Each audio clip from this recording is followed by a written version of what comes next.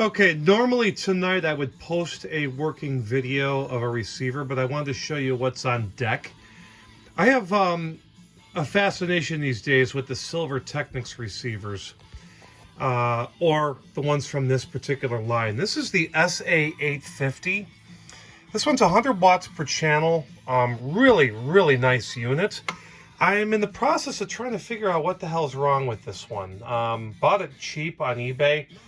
I've replaced a couple transistors, there they are right there, that are completely shorted, but I still can't get it to come on. It has this really interesting, like, space dimension circuit, and this is completely VFD, and I just live for this stuff.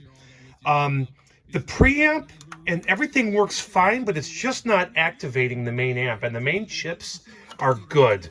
So I just need another week or two to look at the schematic and some playing around. I think I can get this one working, and it's got low hours because I can tell by the display.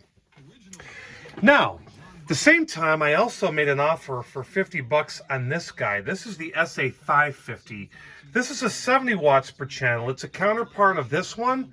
However, it's only 70 watts. Here's what's kind of interesting.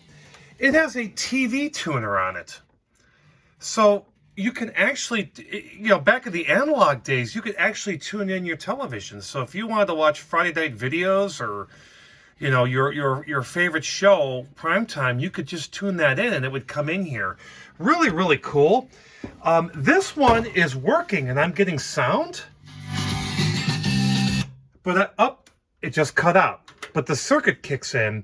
And I'm also not getting a main VFD on the display. However, the buttons seem to work. So I don't know if it's a cracked tube.